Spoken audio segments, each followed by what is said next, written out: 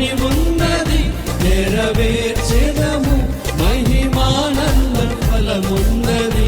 హల్లెలూయా. ప్రభునందు ఆనందించెదము, ప్రభునందు స్థిరులై ఉండెదము, ప్రభునందు ఏకమై ఉండెదము, ప్రభు రాకకై కనిపెట్టెదము.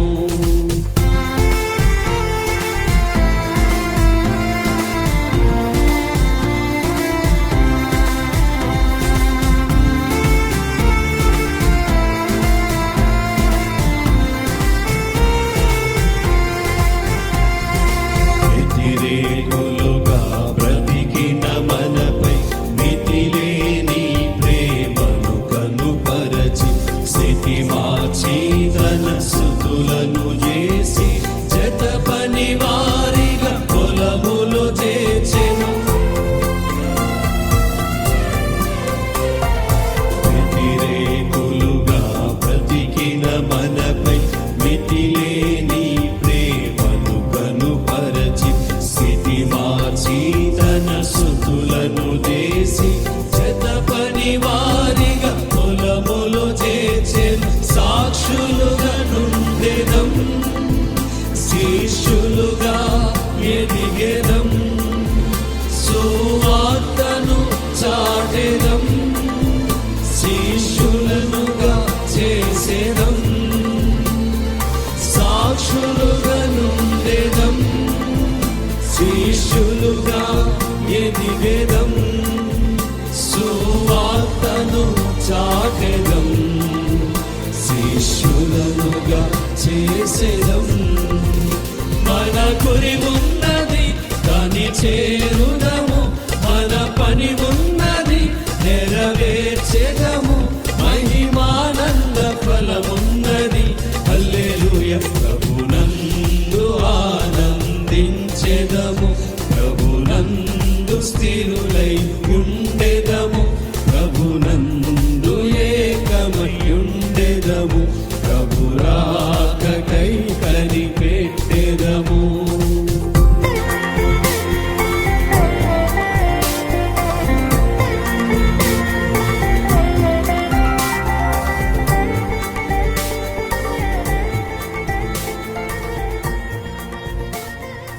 మంచి దానిని హత్తుకొని ఉండుడి, అది ఆ మాట రాసుకోవాలి. అలాగే మీరు మిగిలినవన్నీ కూడా రాసుకోండి. మంచిది. 10వ వచనం.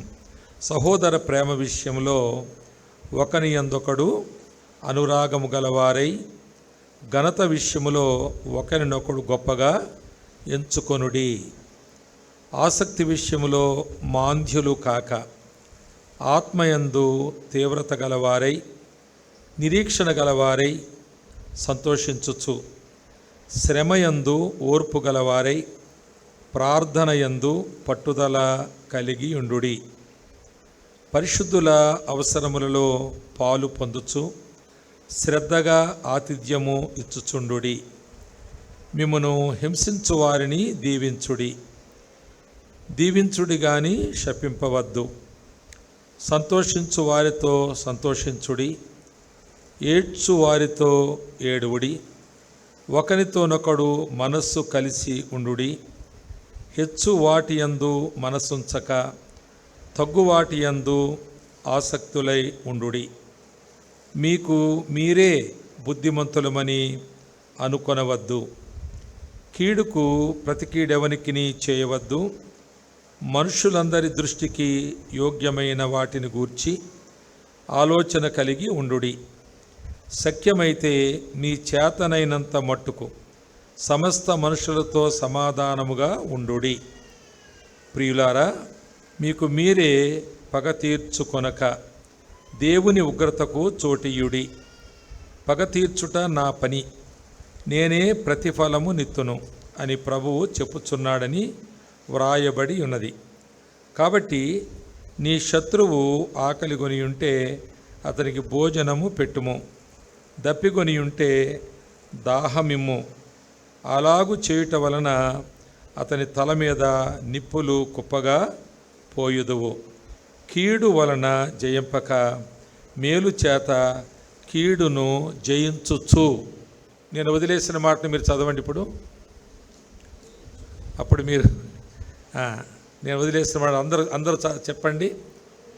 ప్రభువును సేవించుడి. ఇవన్నీ చేసి ప్రభువును సేవించుట అయిపోయింది. ఇక 11వ వచనంతో ఆఖరు మిగిలి మనకెందుకు అనుకుని కాదు. ఇక్కడ పౌలు ఒక థీమ్ ఇస్తున్నాడు ఈ రోమీలకు రాస్తూ. కనుక నేనేం చదివానో వాటన్నిటికీ చివరిగా మీరు చెప్పిన మొగతాయింపులాగా ఏంటి ఆ మాట చెప్పండి. ఇవన్నీ చేస్తూ ప్రభువును సేవించుడి. ఇవన్నీ చేయకుండా నేను ప్రభువును సేవిస్తున్నాను అంటే నువ్వు ఒక అరకొర క్రైస్తవ జీవితాన్ని జీవిస్తున్నావు అని పెద్ద అక్షరాలతో నీవు రాసుకోవలసిన సత్యం ఇది. ఈ విధంగా మనం మరి విశ్వాస సంఘములుగా చెప్పబడుతూ పిలువబడుతూ ఉన్నటువంటి మనం ఇంకా ఏబిసిడీలు పెట్టించుకుని దిద్దుకుంటా వాటినే మరలా దిద్దుకుంటా వ్రాయమంటే ఏదో అక్షరం మర్చిపోయి వదిలేసినట్లుగా ఉంటే మరలా ఏబిసిడీలే నేర్పించవలసినట్లుగా మన తీరు ఉండడం వలన మనము ప్రభువును సేవించుటలో ఎక్కడో 1, 2, 3 విషయాల్లో బాగున్నాం. మిగిలిన ఈ విషయాలన్నింటిలో కూడా ఫెయిల్యూర్లో ఉన్నాం, కొరతగా ఉన్నాం. మరి వీటిని సామాన్యమైన విషయంగా తీసుకుంటే మిగిలినటువంటి విషయాలు నీవు అనుసరించేవి నువ్వు సరిపెట్టుకుంటే నువ్వు ప్రశ్నించబడతావు. ఎందుకంటే మరి వాక్యంలో ఒక మాట కొరింథీయులకు రాస్తూ వినండి. పౌలు రాసిన మాట అలా ఉంది కదా. మనము న్యాయపీఠం ఎదుట మనమందరము న్యాయపీఠం ఎదుట నిలబడ్డప్పుడు అవి మంచివైనను సరే చెడ్డవైనను సరే అవి తీర్పులోనికి వచ్చును. మంచివైనను అని అన్నప్పుడు ఆ మంచిలో 100% మంచిదై ఉండాలి. మంచిది కొంత మంచిదైతే మంచిది అని అనబడదు. కనుక ఇవన్నీ కూడా మనకు మంచి విషయాలు. ఇవి షరతులు. ప్రభువును సేవిస్తున్నాను అని సేవకుడు చెప్పినా ఒక విశ్వాసి చెప్పినా మనము ఈ షరతులుగా వీటిని మనం తీసుకుని వీటిని అభ్యాసం చేయకపోతే మనము మంచిని చేస్తున్నాం కానీ సంపూర్ణంగా చేయడం లేదు. మన మంచికి 100 మార్కులు రావడం లేదు. కనుక ఏదైతే మనం చేపట్టామో ఇవన్నీ ఒకే రోజు మనం సక్సెస్ఫుల్గా చేసేసానని చెప్పలేము. It takes lot of time, చాలా సమయం తీసుకుంటుంది. కానీ ఆ దారిలో నువ్వు ఉన్నావా, ఆ గురితో నువ్వు ఉన్నావా, వీటిని మనం చూస్తూ ఉన్నప్పుడు ఒక్కొక్క దానికి మనము ఇందులో నేను సంపూర్ణతలోనికి వచ్చానని ఒక్కొక్కటి సంవత్సరానికైనా పర్వాలేదు నీవు టిక్ పెట్టుకోగలవా?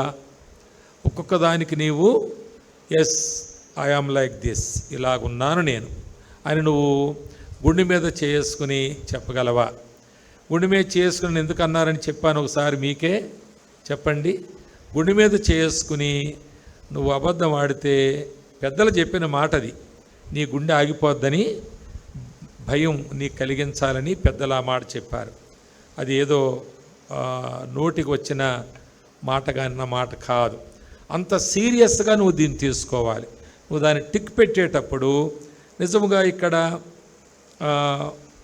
ప్రార్థన యందు పట్టుదల కలిగి ఉండుడి అని ఉంది. ఉదాహరణగా ప్రార్థన యందు పట్టుదల కలిగి ఉండుడి అనే మాట.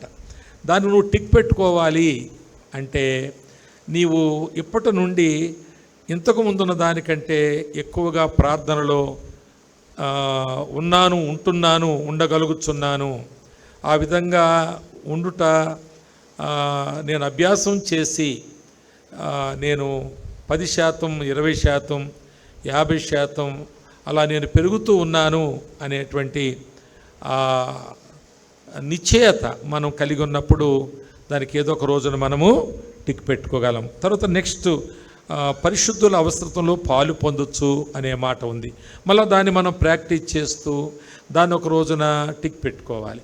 కనుక ఇవన్నీ నేను కలిగి ఉండాలి అని అనుకుంటూ ఎందులోనూ ఉండకపోవటం అనేది చాలామంది జీవితంలో కనిపిస్తూ ఉంది.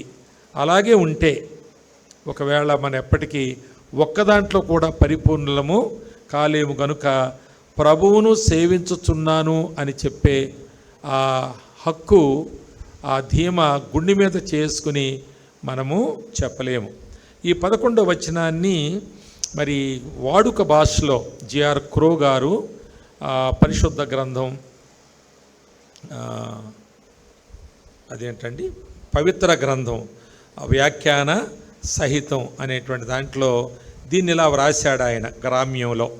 శ్రద్ధాశక్తుల విషయంలో వెనుక చూడండి, మీరు మీ వాక్యం చూడండి అక్కడ. శ్రద్ధాశక్తుల విషయంలో వెనుకబడక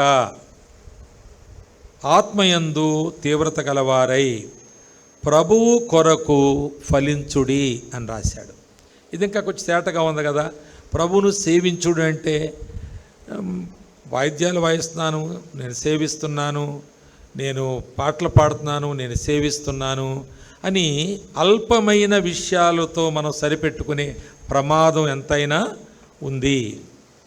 కనుక ఈ అల్పమైన విషయాలను మనం అంటే మైనర్ మ్యాటర్స్, మైనర్ మినిస్ట్రీస్ని మనం మేజరైజ్ చేసుకుని, నేను లేకపోతే అక్కడ వాయిద్యం వాయించాడు ఎవడన్నాడు, కొట్టండి వాయించమండి ఎవడన్నా వచ్చి కీబోర్డ్ అంటే మేము ఎవరు వాయించలేమా మరేమనుకున్నారు అని అన్నట్లుగా మనం విరవిగిపోయి అక్కడే ఆగిపోయే ప్రమాదం ఉంది.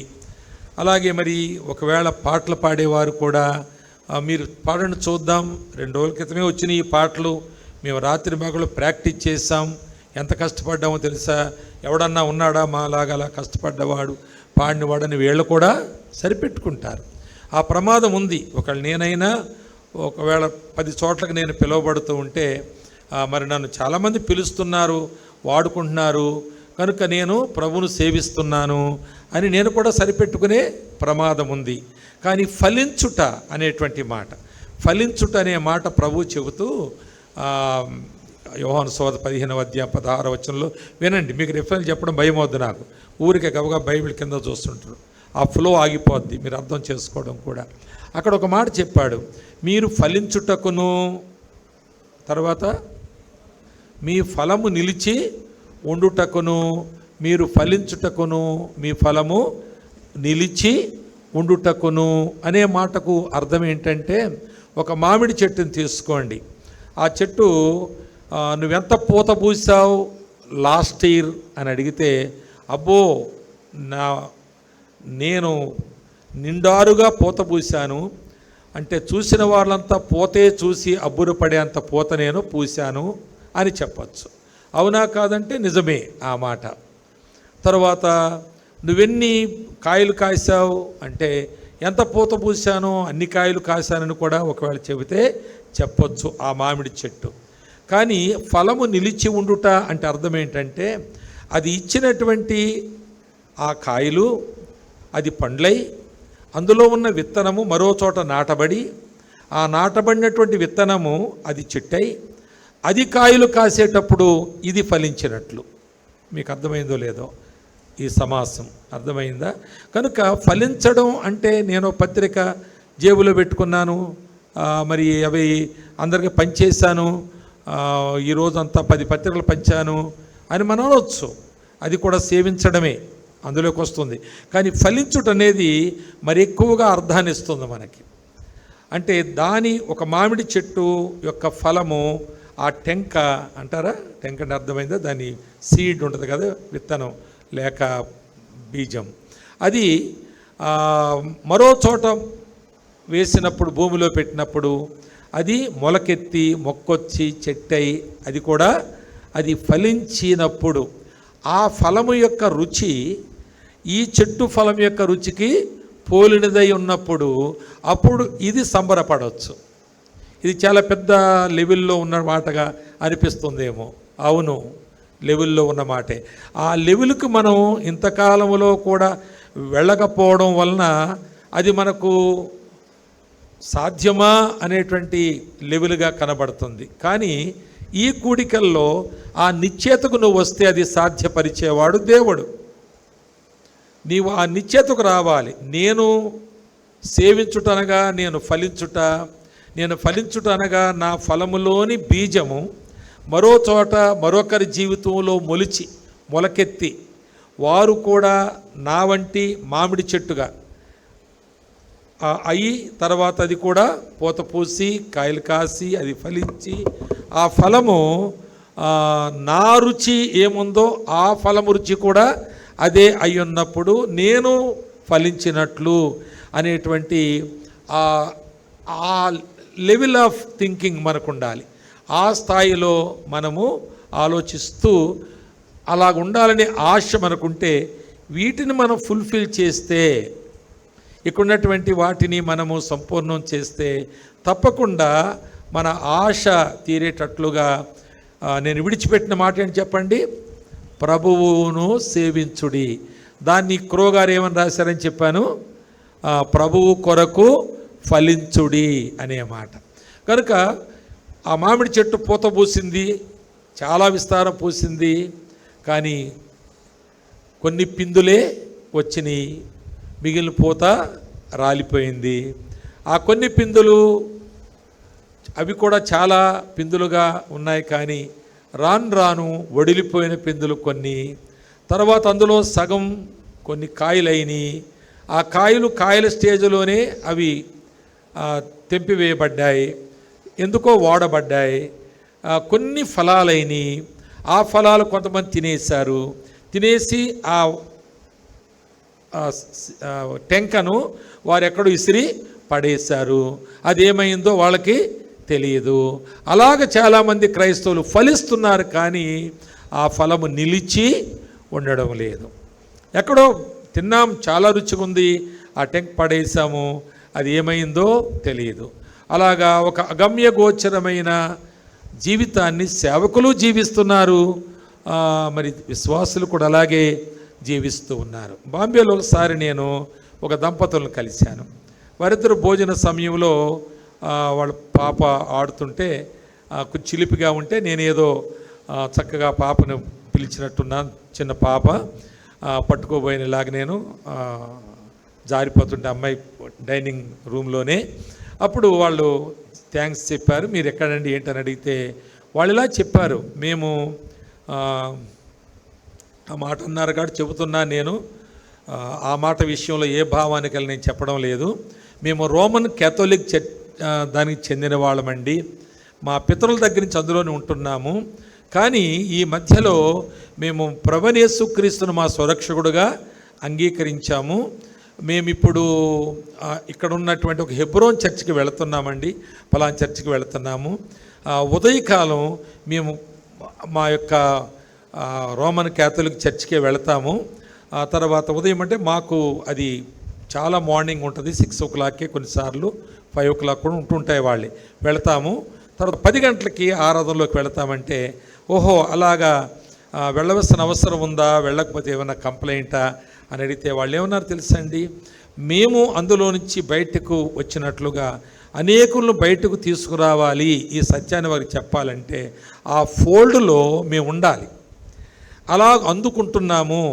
అలాగున ఇప్పటికీ 40 మంది కంటే ఎక్కువ మందిని ప్రభులోకి తీసుకువచ్చి మరి ఆ సంఘములో మేము చేర్చడం జరిగింది. ఇప్పుడు అందులో కొందరు సేవకు సమర్పించుకొని, అంటే బహుశా మరి హైదరాబాద్ వచ్చారు, వాళ్ళు చెన్నైలో కూడా ఉంది ఇలాంటి ట్రైనింగు, హెడ్ క్వార్టర్స్కి వెళ్ళారని వాళ్ళు చెప్పారు. అక్కడ పూర్తి సమయం సమర్పించుకుని ఇప్పుడు వాళ్ళు చెప్పొచ్చు, మా ఫలము నిలిచి ఉంది అని చెప్పొచ్చు. ఆ విధంగా మనము ఎవరిని మన ద్వారా ఆ విధంగా సిద్ధపరచగలిగాము అనేటువంటి ఒక ప్రశ్న మనం కలిగి ఉండి, దానికి సమాధానం ఈనాటికి ఇంత కాలము మనం క్రైస్తవులై ఉన్నదానికి మరి సరైన సమాధానం ఇవ్వలేని స్థితిలో మనం ఉండకూడదు. కనుక ఈ సభల యొక్క ఉద్దేశం బహుశా థీమ్ పెట్టడానికి కూడా ప్రభు ఇచ్చిన ప్రేరేపణ కారణం, ప్రతి ఒక్కరూ మరి అందరూ తమ సొంత కార్యములనే చూసుకొనుచున్నారు, కానీ యేసుక్రీస్తు కార్యములను చూడడం లేదు అనే ఒక కంప్లైంట్ మన మీద ఎంత ఉన్నదో, అది ఆ వచనం బైబిల్లో ఒక కంప్లైంట్గా ఉంది. అది మనం తీవ్రంగా ఫీల్ అవ్వాల్సిన అవసరం ఉంది. అలా ఫీల్ అయినటువంటి వాళ్ళు చాలామంది వారి యొక్క ఉన్నతమైనటువంటి ఉద్యోగాలు, లేక ఆస్తిపాస్తులో, కులాలో, లేక దేశాలో విడిచిపెట్టి, నేను రీసెంట్గా వెస్ట్ గోదావరిలో సిద్ధాంతం అనే ఒక స్థలానికి వెళితే అక్కడ ఒక ఆయన కలిశారు. ఆయన కువైట్లో ఉండేవాడు, పెద్ద బిల్డింగ్ వాళ్ళది, పరుపులు అవి ఇవి ఏసీలు, వాళ్ళ రూమ్లోనే ఉన్నాను నేను. అయితే ఆ కాలంలో 28 ఇయర్స్ ఉన్నాడట అక్కడ ఆయన, 18 ఇయర్స్ ఉన్నాడు అక్కడ, 18 ఫుల్ ఇయర్స్ ఆయన అక్కడ ఉన్నాడు. ఉండి ఆయన చాలా సంపాదించాడు. ఇంకా వాళ్ళ ఫాదర్ బ్రదర్స్ అక్కడే ఉన్నారు. వచ్చేసిన తర్వాత నేనున్నటువంటి ఆ సౌఖ్యంగా ఎంతో అనుకూలంగా ఉన్నటువంటి ఆ ఇంటిని విడిచిపెట్టి మరొక గ్రామ శివార్లలో ఆయన ఒక అద్దె ఇల్లు తీసుకుని, ఒక చిన్నపాటి ఇల్లు తీసుకుని అక్కడ ప్రభువును సేవించడానికి వెళ్ళాడు. ఆయన ఇప్పుడు ఆ తీవ్రత కలిగి ఉన్నాడు ఆయన జీవితంలో. నేను కువైట్లో సంపాదించాను, ఇక్కడ చాలా ఆస్తులు బిల్డింగులు కట్టుకున్నాను, స్థలాలు కూడా కొనుక్కున్నాను, కానీ వీటన్నిటితో నేను కూర్చుని ఉంటే నేను ఫలించేది ఎప్పుడు, నా ఫలము నిలిచి ఉండేది ఎప్పుడు అని ఆలోచించి అక్కడి నుండి ఆయన కంపెనీ వాళ్ళు, ఆ CEO వైఫ్ తను కూడా ఈ యొక్క ఎంప్లాయీస్ ఏదో చూస్తుంటుందంట అక్కడ, వీళ్ళ వెల్ఫేర్ అంతా, HR ఆ డిపార్ట్మెంట్ అంతకి ఆమె అధినేతగా ఉంది అక్కడ. ఆమె మరి ఈయన మీద చాలా కోప్పడి, నీవు ఆ పర్టికులర్ డిపార్ట్మెంట్లో నిన్ను హెడ్గా చేశాము, నువ్వు అక్కడ ఎంతో బాగా పనిచేసావు, ఇప్పుడు నువ్వు అకస్మాత్తుగా మానేస్తే నేను ఎవరిని పెట్టాలి, ఇది ఏమవ్వాలని కొంత తాను బాధపడినట్లు కూడా చెప్పారు. నేనన్నా మరి అది మీకు అది కూడా న్యాయం కాదు కదా అంటే ఆయన అన్నాడు, లేదండి ఇక వెళితే నన్ను వదలరు, నా పాస్పోర్ట్ తీసేసుకుంటారు, ఇక నన్ను ఆ దేశం నుంచి కదలనివ్వరు, ఆ భయంతోనే నేను అన్యాయమో న్యాయమో ఇక వెళ్లకుండా నేను ఆగిపోయాను, రిప్లై ఇవ్వకుండా ఉండిపోయాను నేను. ఎందుకంటే ప్రభు నన్ను ఏర్పరచుకున్నారు, వాళ్ళు నన్ను భ్రమపెట్టి ఒకవేళ నిష్ఫలుడుగా చేస్తారేమో అని నేను ఇక్కడ ఉండిపోయాను అని చెబుతున్నారు. ఈ దినాలలో చాలామంది ఇలాంటి మాటలు వింటూ కూడా ఇంకా సరిపెట్టుకుంటూ అలాగూ ప్రభువును సేవించడానికి లేక ప్రభు కొరకు ఫలించడానికి ప్రయత్నాలు ఏదో చేయడానికి ప్రయత్నం చేస్తున్నారు. ప్రభు కొరకు ఫలించడానికి ప్రయత్నం చేయడానికి ప్రయత్నాల్లోనే వాళ్ళ యొక్క ప్రయత్నంలోనే ముగించబడుతూ ఉన్నాయి, లేక ప్రయత్నాలు సంవత్సరాల తరబడి ప్రయత్నాలుగానే మిగిలిపోతూ ఉన్నాయి. కనుక ఈ ఇంట్రడక్టరీ వర్డ్స్ నేను ఏదైతే మీకు చెబుతున్నానో ఇవి చాలా తీవ్రమైనటువంటి విషయాలు. మన మీద నేరాలు, మనం న్యాయపీఠ మీద నిలబడ్డప్పుడు అంత సులభంగా విషయాలు ఉండవు అని మనం ఇప్పుడే తీవ్రంగా ఆలోచన చేయాలి. నేను మిమ్మల్ని మరి ఆత్మయందు తీవ్రత గలవారిని మీకు చూపించడానికి మరి పాత నిబంధనలో యోబు గ్రంథానికి ముందున్న గ్రంథం ఎందుకు అలా చెప్పారంటే ఎస్తేరు గ్రంథం త్వరగా దొరకదు కనుక. యోబు గ్రంథానికి ముందు గ్రంథం అంటే ఎస్తేరు గ్రంథం. ఈ గ్రంథం గురించి నేను 1-2 మాటలు మీకు చెప్పాలంటే 414 పేజీ లేక 15 పేజీ చూడండి పాత నిబంధనలో. దీని గురించి మీకు కొన్ని మాటలు నేను చెప్పాలి అంటే మొదటిగా నేను చెప్పవలసిన మాట ఏంటంటే ఈ గ్రంథంలో దేవుడు అనే మాట ఉండదు. అది మొదటి మాట. దేవుడు అనే మాట ఈ గ్రంథంలో ఉండదు. రెండవ మాట ఏంటంటే ఈ గ్రంథంలో మన దేశం ఉంది. దేవుడు అని లేని ఆ మాట ప్రస్తావన అంటే ఆ 3 అక్షరాలు లేనటువంటి ఈ గ్రంథంలో మన దేశం పేరుంది. మన దేశం పేరు ఏం దేశం? హిందూ దేశం. మొదటి అధ్యాయంలోనే మొదటి వచనములో ఆ మాట ఉంది, హిందూ దేశము ఉంది. కనుక మనం దీన్ని తీవ్రంగా తీసుకోవాలి. వింటున్నారా? వినండి, ఒక్కొక్క మాటే కదా చెప్పాను. దేవుడు అన్నాను, హిందూ దేశం అన్నాను. వినండి జాగ్రత్తగా. కనుక చాలా తీవ్రంగా తీసుకోవాలి ఈ మాటలను మనం. అంటే నేను ఆ దేశములో ఉన్నాను, అలాంటి దేశములో నేనున్నాను. దేవుడు అనే మాట ఉంది కానీ మన దేశంలో దేవుడు ఎవరో తెలియని దేశముగా మన దేశం ఉంది. ఇక్కడ దేవుడు అనే మాట లేదు కానీ నేను ఇంకా ముందుకు వెళ్ళినప్పుడు ఆ వివరణ మీకు ఇస్తాను. దేవుడు అనే 3 అక్షరాలు లేవు కానీ దేవుడు ఉన్నాడు అని నిరూపించినటువంటి దీనులు ఈ గ్రంథములో ఉన్నారు, అల్పులు ఈ గ్రంథములో ఉన్నారు. మరి గమనించండి, అహశ్వేరోషు రాజు యొక్క ఆ రాజ్యం 127 సంస్థానాలు. ఈ 127 సంస్థానాలు మన దేశం మొదలుకొని ఆఫ్రికా ఖండం అంటామేమో ఇప్పుడు మనం, కుషు దేశం వరకు కూడా అది బాగా విస్తరించి ఉన్నది. దాని అంతటికి షూషను అది కేంద్రంగా, అది క్యాపిటల్ సిటీగా ఉంది. ఆ యొక్క కోటలోని పరిస్థితి ఏంటంటే, రాజు ఒక విందు చేసి తన భార్య అందాన్ని ఆ విందుకు వచ్చి బాగా తాగిన వారికి చూపించాలని ఈ తాగుబోతుకు ఒక అభిప్రాయం వచ్చింది. తాగిన తర్వాత ఇలాంటి అభిప్రాయాలు రావడం ఆశ్చర్యం కాదు. వాళ్ళతో తాగాడు, బాగా మత్తెక్కిపోయిన తర్వాత దానికి వచ్చినటువంటి ఒక దురభిప్రాయం ఏంటంటే, నా భార్యను అందరికీ చూపించాలి అని. కానీ అసలు రాజుల సాంప్రదాయ ప్రకారం వారి భార్యను అంత సులభంగా బయటకు తీసుకువెళ్ళరు. వారెప్పుడో ఒక ప్రత్యేకమైన సమయం, వారు ఇద్దరూ కలిసి ఉన్న సమయం, ఇంకా ఏ మానవ మాత్రుడు ఆ ప్రాంతంలో తన యొక్క కన్ను చూపు పడే అవకాశం లేని సందర్భాలు ఉంటాయి. కానీ అట్లా పబ్లిక్ చేయాలని ఆశించిన వాడు ఈయనే మనకు కనబడుతున్నాడు, ఇంకే రాజులు మనకు కనబడరు. అప్పుడు ఆమె తిరస్కరించింది.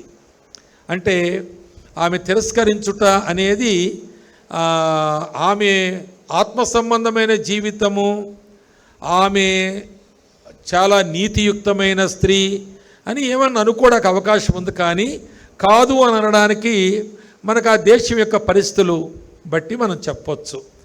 అంటే ఆమె అలాగ అనడం అనే మాట, రాను అని అనడం దేవుడు అనిపించిన మాటే కానీ ఆమె అనవలసిన మాట అది కాదు. నేను రాను అని అంటే దాని శిక్ష ఏంటో ఆమెకు తెలుసు. నేను రాను అంటే ఇక రాణిగా ఉండదు ఆమె, అది తెలుసు. కాబట్టి అంత సమర్పణ త్యాగం చేసేటువంటి ఆత్మ సంబంధమైన నీతియుక్తమైన దేశం కాదు అది. ఆమె అన్నదంటే దేవుని యొక్క ప్రణాళికలోనే ఆ మాట ఆమె వాడిందని నేను చెప్పాలని ఆశిస్తున్నాను. ఒక థియలాజికల్గా నేనేమైనా తప్పు చెబుతున్నాను, ఒకవేళ అంగీకారం కాదో కానీ కాంటెక్స్చువల్గా నేను చెప్పే మాట అది సత్యం. తరువాత అదే సమయంలో తన ప్రజల మధ్యలో ఆమె స్థానంలోనికి రావడానికి దేవుడు ఒక అందగత్తెను తయారు చేశాడు అక్కడ.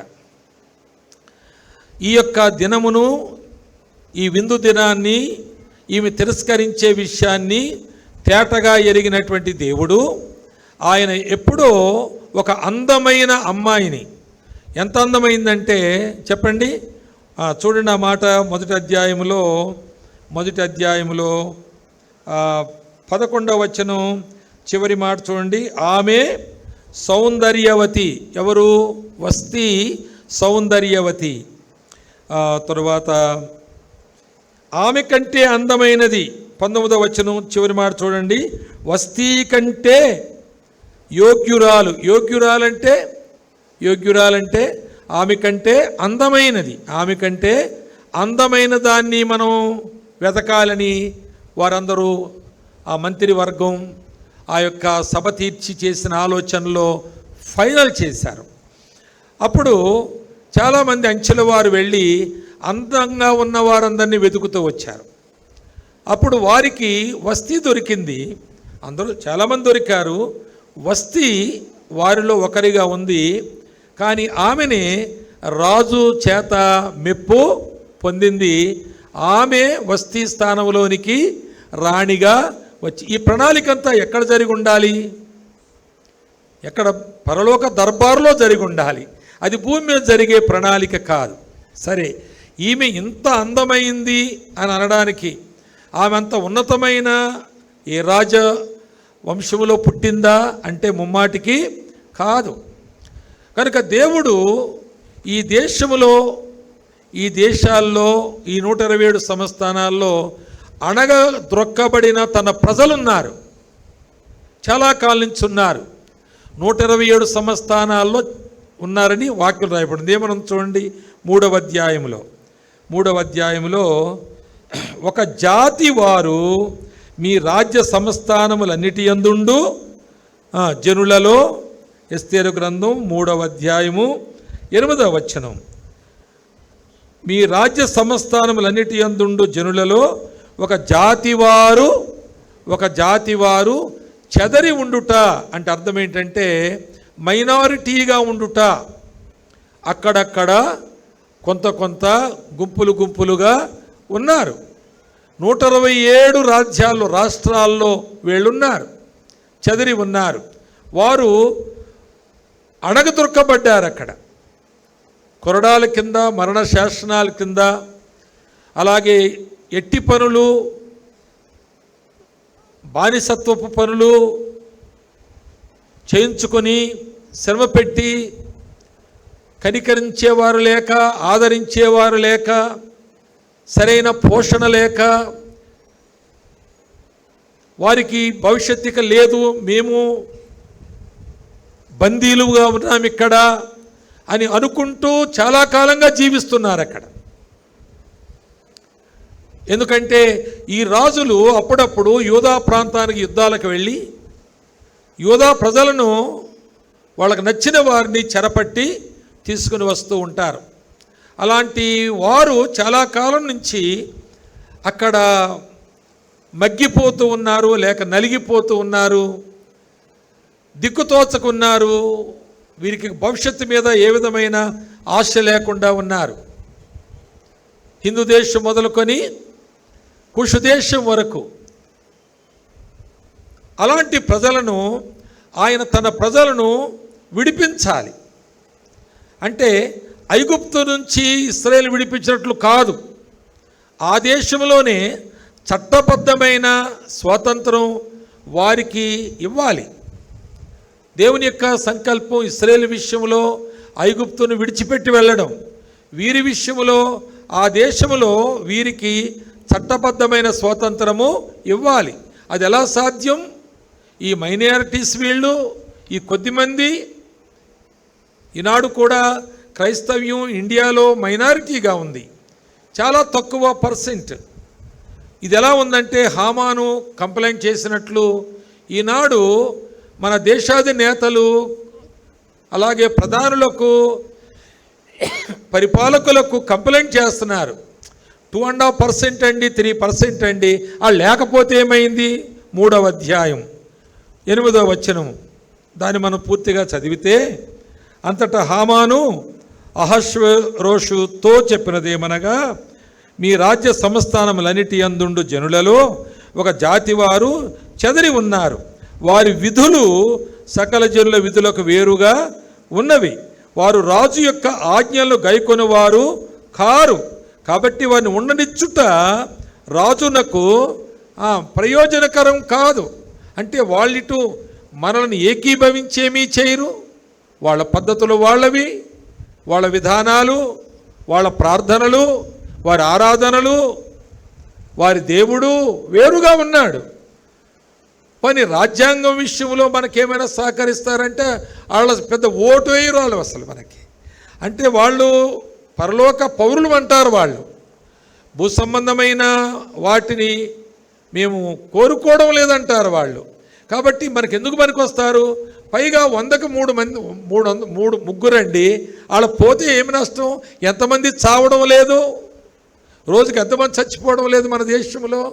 ఈ ముగ్గురు చచ్చిపోతే ఏమైంది?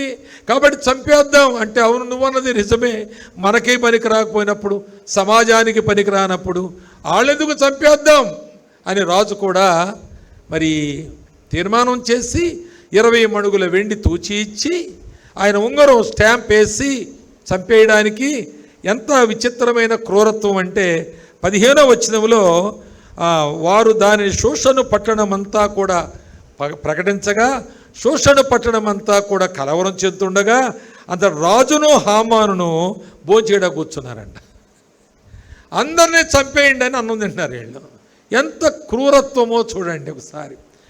ఎంత గుండెలు లేని పనులు వారు చేస్తున్నారో. మన దేశంలో కూడా నేడలా జరుగుతూ ఉంది. మందిరాలు కాల్చేస్తా లేదా? సేవకుల్ని ఊచకోత కొయ్యడం లేదా? బహిరంగంగా నిలబెట్టి బట్టలు ఊడదీసి తరమడం లేదా? బైబిల్ను కాల్చడం లేదా? పత్రికలు చింపేయడం లేదా? ఇష్టం వచ్చినట్టు కొట్టడం లేదా? వారి యొక్క మత విధానమైనటువంటి ఆ సూచనలు పెట్టి వారి యొక్క నినాదాలు చేయమని బలవంతం చేయడం లేదా? ఇలాంటి సమయంలో దేవుడు ఆలోచన చేస్తున్నాడు. ఇలాంటి క్రూరుల మధ్యలో వీరిని నాకు సాక్షులుగా నిలబెట్టుకోవాలి, వారికి ఎప్పటికీ ఒక్కసారైనా ఒక్క విషయంలోనైనా ఆనందించేది ఆ దేశంలో కనబడడం లేదు. వారు అలాగా తరం అణగారిపోవలసిందే. కాబట్టి నేను వారిపైన చర్య తీసుకోవాలి. 127 సంస్థానాలపైన నేను చర్య తీసుకోవాలి. నా బిడ్డలకు ఆ దేశంలో సంతోషాన్ని ఇవ్వాలి, గెలుపునివ్వాలి, వారిని విందు చేసుకునేలాగా ఆనందించేలాగా నేను చెయ్యాలి. అంటే ఏం చెయ్యాలి? వస్తీని వెళ్లకుండా చేయాలి. This is all the plan of almighty God. సార్వభౌముడైన దేవుని యొక్క ప్రణాళిక అది. ఆమె వెళ్ళలేదు. వాళ్ళంతా వచ్చేమన్నారు, రాజా ఆమె రాకపోవడం, రేపు మా భార్యలు కూడా మా మాట వినరేమో. చూడండి వాళ్ళెంత ఎలాగ లాజిక్ మాట్లాడారో వాళ్ళు. ఇదంతా వాళ్ళంతా వచ్చి కంప్లైంట్ చేసి, రేపు మా భార్య కూడా మాట వినకపోతే ఏం చేయాలి రాజా, కాబట్టి నువ్వు పని చేయి, ఆమె తీసిపడే. అప్పుడు మా భార్యలకు భయం కలిగి మాతో బాగా కాపురం చేస్తారు వాళ్ళు. మరి ఎలా నాకెలాగా రాణి ఎలాగా అంటే, ఆమె స్థానంలో ఆమె కంటే అందమైన దాన్ని మేము తీసుకుని వస్తాం, యోగ్యురాలు మేము తీసుకుని వస్తాం, అలాగే తీసి పడేద్దాం. ఆమెను హూష్ చేసేసారు, వస్తీని రాణిగా దించి పడేశారు. ఇదంతా ఆ సార్వభౌముడైన దేవుని యొక్క ప్రణాళిక.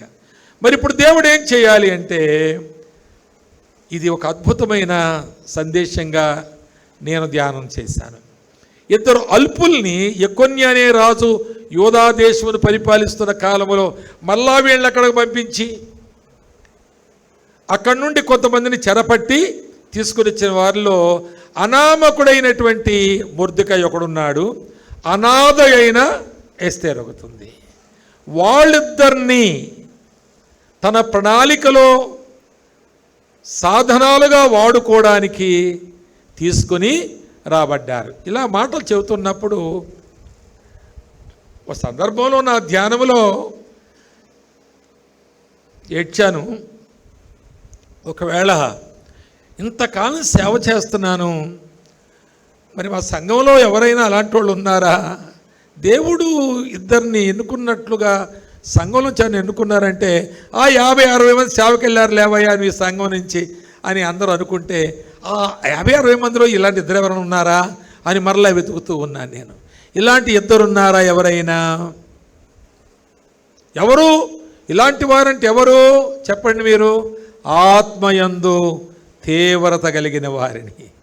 వారు అనామకులు కావచ్చు, వారు అనాథులు కావచ్చు, అల్పులు కావచ్చు, కానీ వారి ఆత్మను దేవుడు చూసినప్పుడు వారు తీవ్రత కలిగి ఉన్నారు. ఒక అబ్బాయిని పెళ్లి చేసుకోవాలనుకుంటాడు, ఎంత తీవ్రంగా ప్రయత్నాలు చేస్తాడు. ఒక అబ్బాయిని పెళ్లి ఎంత తీవ్రంగా, ఎంత పోరాటము. చివరికి కొంతమంది తల్లిదండ్రులు వదిలేసి లెక్క చేయకుండా వారిని అవమానపరిచి ఆ గ్రామంలో ఆ తల్లిదండ్రులు ఇంకెప్పుడు తలెత్తుకోనటువంటి లేచిపోయే పనులు చేస్తా లేదండి. అందులో క్రైస్తవ పిల్లలు తీవ్రంగా ఉన్నారే, క్రైస్తవుల కుమారులు తీవ్రంగా ఉన్నారే. అందులో ఒకవేళ నేను ఎలాగైనా సరే దాన్ని కొట్టేయాలి. ఎంత తీవ్రంగా చదువుతారని రాత్రింబగళ్ళు ఎంబీబీఎస్ కొరకు, ఐఏఎస్ కొరకు, సివిల్స్ కొరకు, గ్రూపుల కొరకు ఎంత తీవ్రంగా చదువుతారు. పండుకోలేదా ఇంకా అంటే పండుకోలేదు. టైం ఎంత అయింది? 2:30 అయిపోయింది రాత్రి. పండుకో అని ఏ తండ్రో తల్లిలో లేచి అన్నగా పండుకోండి, మీరు పండుకోండి అంటారు. మళ్ళీ వాడు 4 గంటలే చూస్తే మళ్ళీ చదువుతూ ఉంటాడు. ఎందుకంటే ఆ గురిని చేరడానికి అంత తీవ్రంగా ఉన్నాడు అతను. నీ కుమారుడు, నీ కుమార్తె, కొన్నిసార్లు నీవు కూడా కొన్ని విషయాల్లో అలాగే ఉన్నావు. నేను బస్ దిగాను, లేక ట్రైన్ దిగినట్టున్నాను, ఆ మీటింగ్ స్థలానికి వెళుతున్నాను. ఆ సంఘములో ఒక ఆయన దారిలో ఆ ఇల్లు దాటి వెళ్ళాలి, పనులు చేస్తున్నారు అక్కడ. అది బహుశా మార్నింగ్ 4:35 అయింది. నేను 3:30 దిగాను కూడా స్టేషన్లో. అక్కడికి వెళ్ళేసరికి ఇంకొక అరగంట 15 గంట అయింది. పనులు చేస్తారు. ఏంటి బ్రదర్, ప్రైజ్లా బ్రదర్ అంటే ప్రైజ్లా, ఏంటి బ్రదర్, ఏంటి ఇంకా పెళ్ళి బ్రదరు, కొంచెం పనులు అవ్వలేదు, మరి ఇంత తొందరగా లేచారేంటి అంటే ఆయన అంటాడు, అసలు మేము పండుకుంటే కదా, రాత్రంతా మేము పండుకుంటే కదా, అసలు ఒకరోజే కాదు, నిన్న అంతే, రేపు అంతే, పెళ్ళి అయ్యే వరకు అంతే.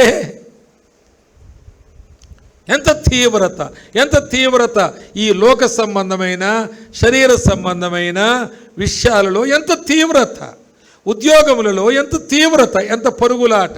నేను ఒక ఆయన గురించి చెబుతున్నారు, వాళ్ళ కొలీగ్స్ అంటున్నారు, ఈ సారు రిటైర్ అయిపోయారు. ఆయన ఈ సారు 3కో 3:30కో లేచేవాడు. ఎవ్రీ మార్నింగ్ 3కి 3:30కి లేచేవాడు.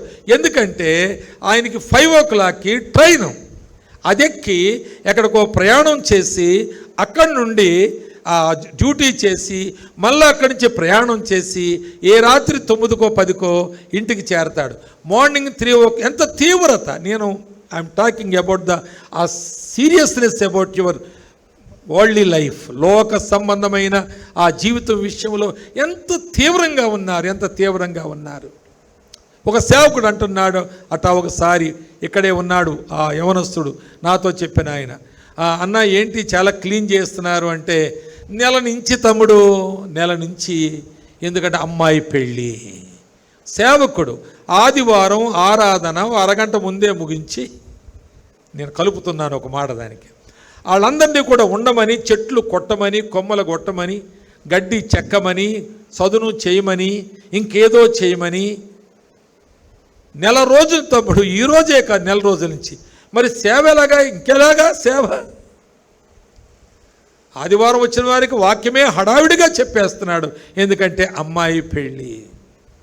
ఎంత తీవ్రత ఆ సేవకునికి. ఎంతో డబ్బు సమయం వెచ్చించి, అంత డబ్బు అంత సమయం వెచ్చించి నువ్వు సేవకు వచ్చిన తర్వాత ఎప్పుడైనా ఒక్కరోజైనా పనిచేసావా? నువ్వు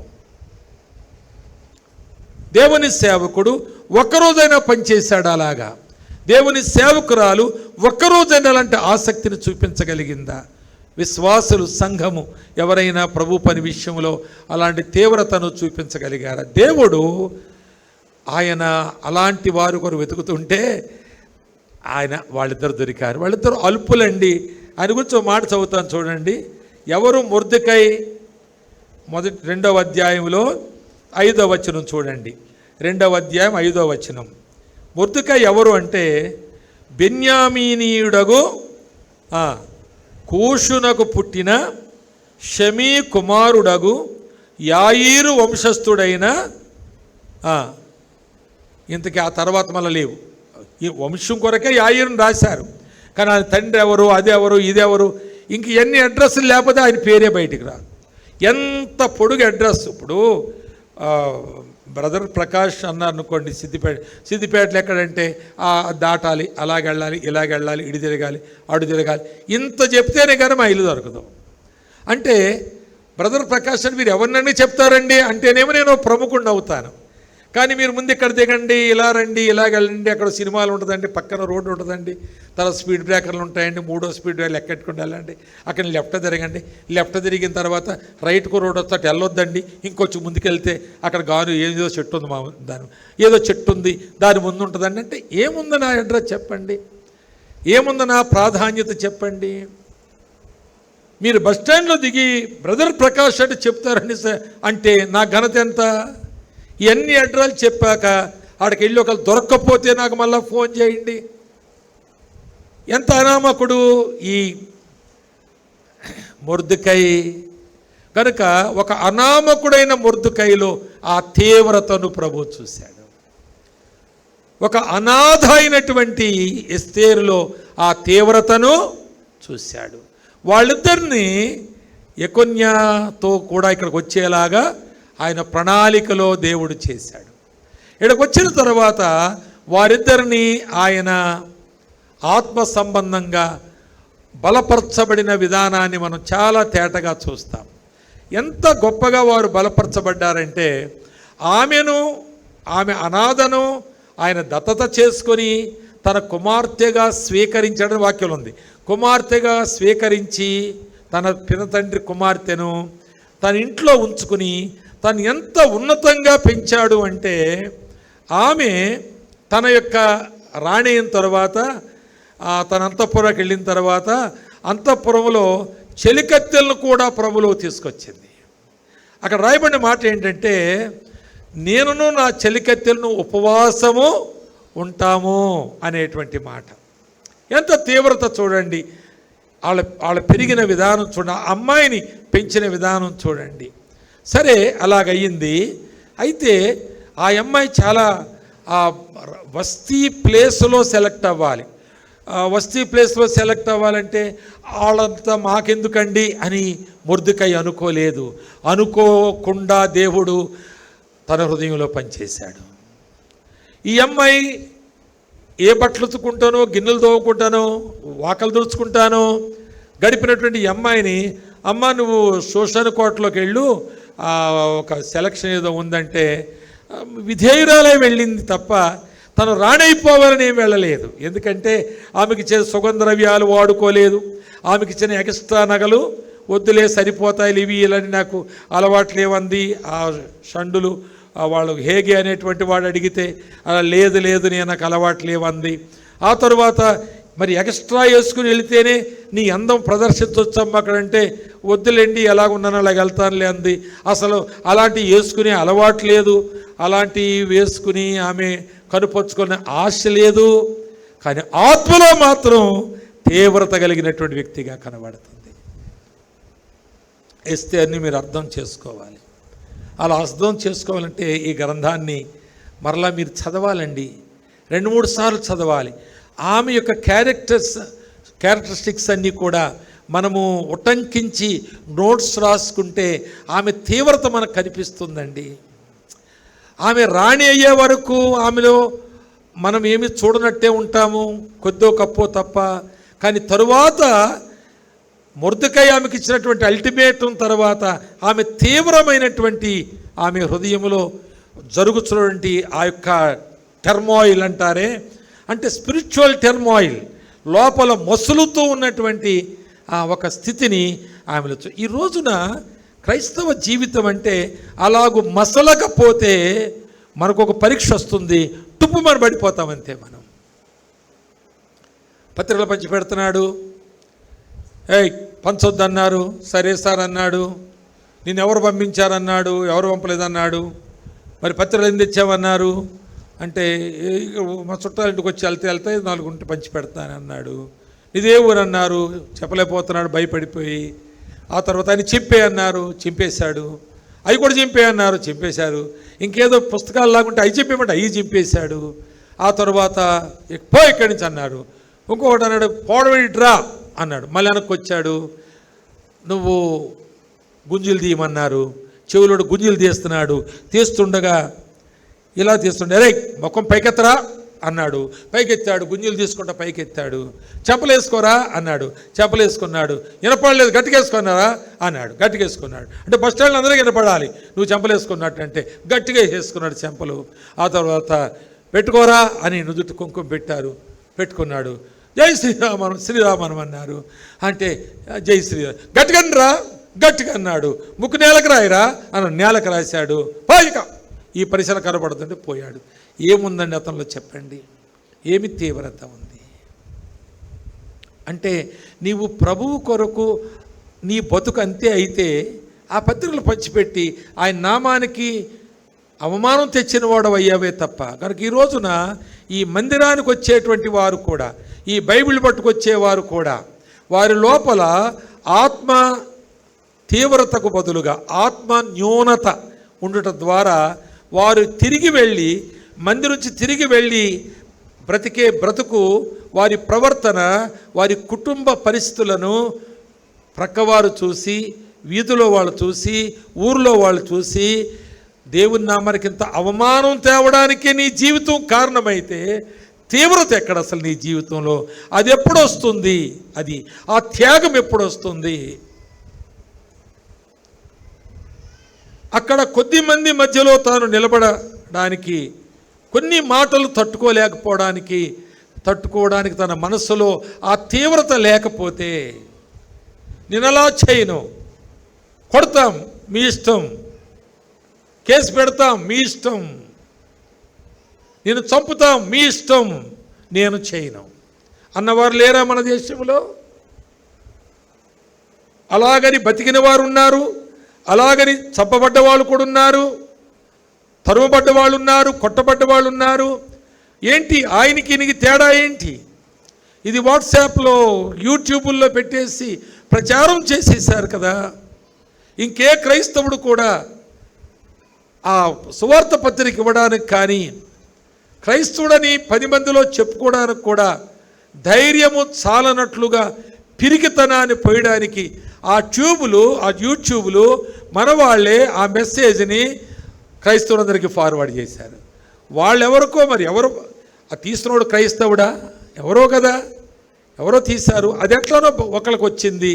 అతను మొత్తం దేశమంతా ఫార్వర్డ్ చేసి, రాష్ట్రమంతా ఫార్వర్డ్ చేసి, అది పేపర్లో వేయించేసి, రిప్రజెంటేషన్ పెట్టి, కోర్టుకు వెళ్ళిపోయి మేమేదో చేస్తామని తీవ్రమైన ప్రతిఘటనలు చేసి, మరి ఎక్కువగా దీన్ని క్రైస్తవ్యాన్ని అన్పాపులర్ చేశారు, అవమానకరంగా చేశారు. అలాంటివి చూసినప్పుడు అసలు క్రైస్తవ్యాన్ని ఇలా చూడవలసి వస్తుందా అనిపించింది. ఒకానొక సమయంలో అన్నాను, ఇలాంటి క్రైస్తవ్యాన్ని చూడడానికి ఇంకా నేను బ్రతుకుతున్నానా అని కన్నీళ్లతో ఒకరికి మెసేజ్ పెట్టాను. ఒకదాన్ని నాకు పంపిస్తే మెసేజ్ పెట్టి ఆఫ్ చేసేయండి, దాన్ని ఇంకా ఫార్వర్డ్ చేయొద్దు. ఏమని దేవుని మహిమన ఇది ఫార్వర్డ్ చేయడం? అవమానమా? ఎందుకు ఫార్వర్డ్ చేస్తున్నారు? ఇలాంటివి చూడ్డానికి ఇంకా నేను బ్రతుకుతున్నానా అని నేను ఆ మెసేజ్లో పెడితే, uncle sorry kindly forgive me, నేనేదో మీరు చూస్తారని పెట్టాను. అవును నిజమే, మీరు చెప్పినట్లుగా అలా పెట్టడం తప్పే. అయితే నేనన్నాను, ఆ ఓటమిని చూసి తమ్ముడు నువ్వేదో ఒక తీర్మానం చేస్తావా?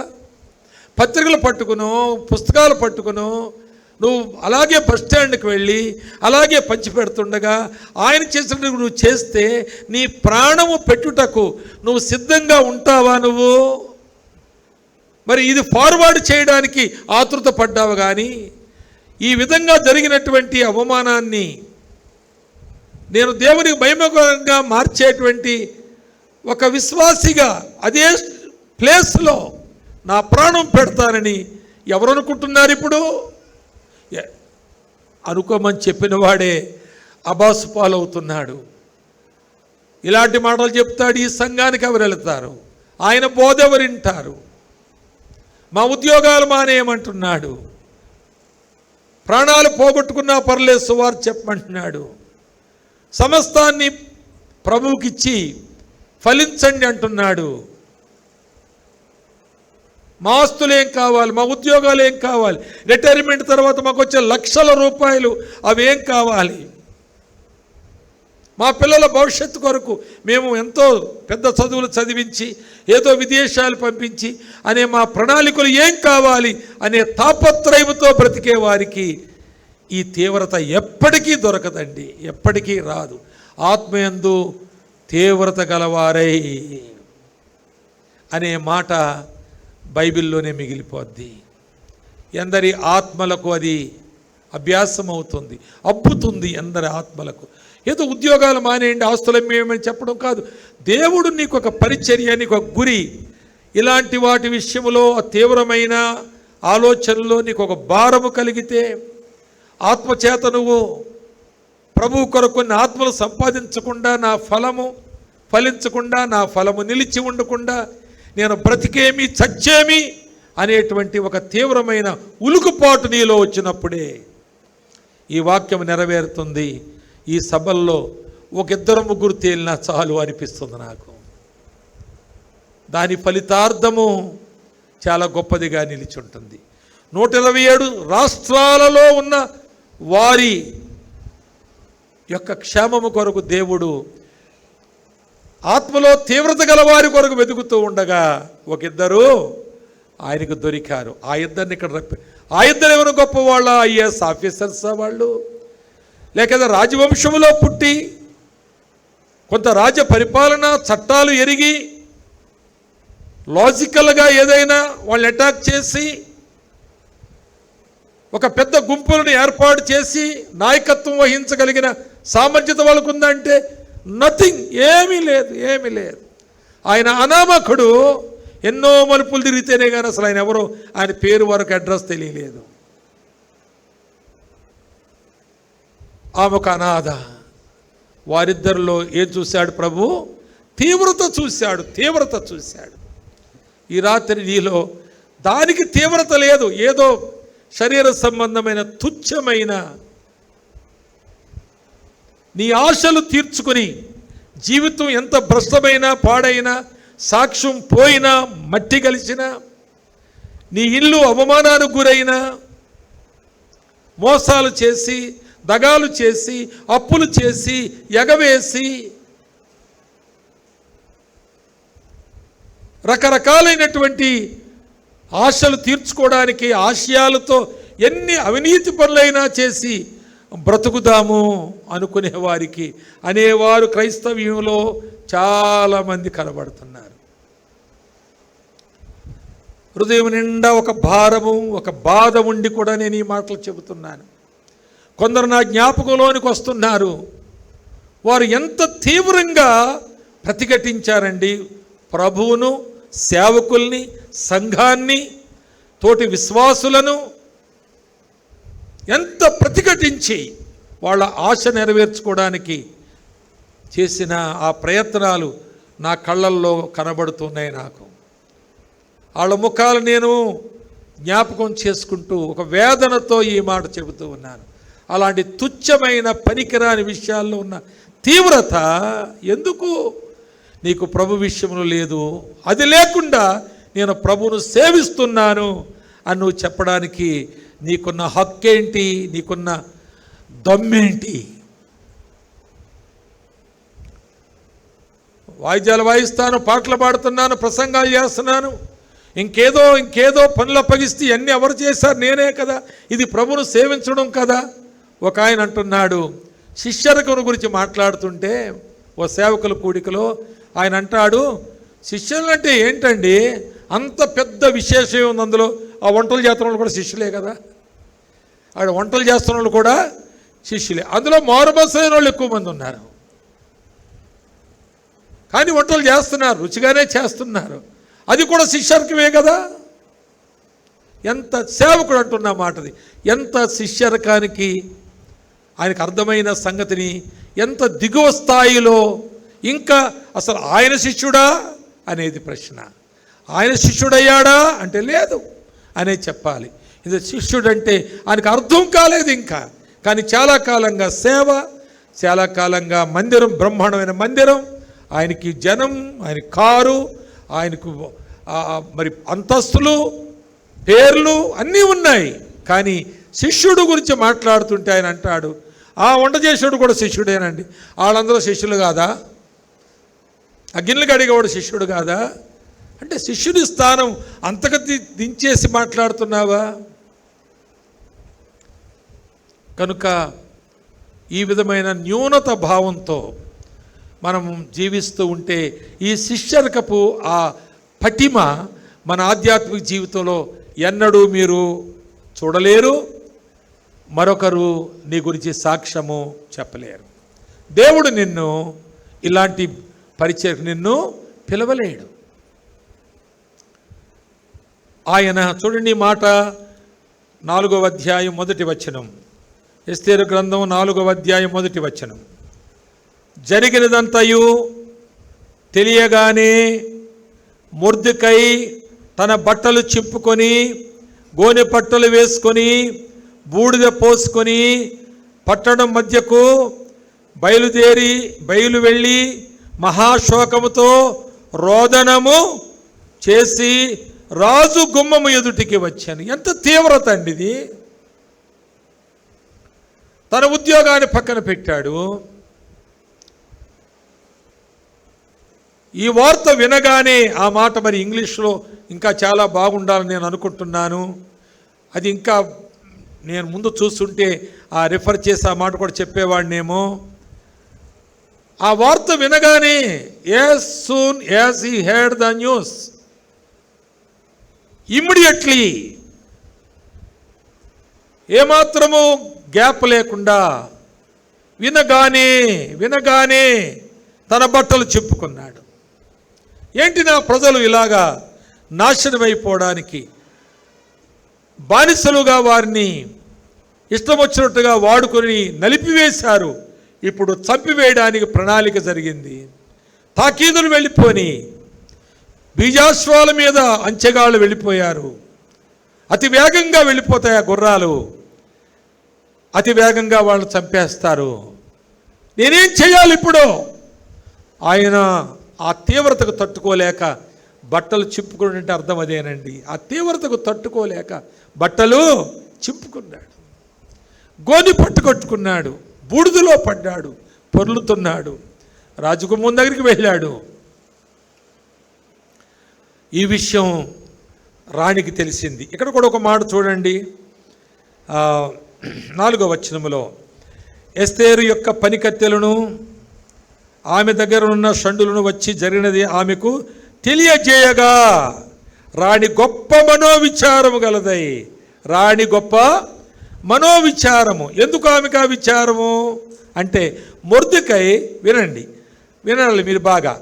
మొర్దెకై గోనెపట్టతో బూడిదలో పొర్లినవాడుగా వికారముగా రాజు గుమ్మములో నుండి రాజవీధిలోనికి వెళితే అతన్ని నిర్దాక్షిణ్యంగా నిస్సందేహంగా చంపేయాలి.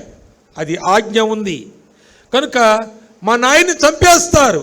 ఎవరిని? మా నాయన్ని చంపేస్తారు. అది ఆమె యొక్క బాధ. ఆ బాధతో ఆమె వెంటనే ఆయనకు వస్త్రాలు పంపించింది. ఇక్కడ ఒక మాట ఆమె విన్నది చూడండి.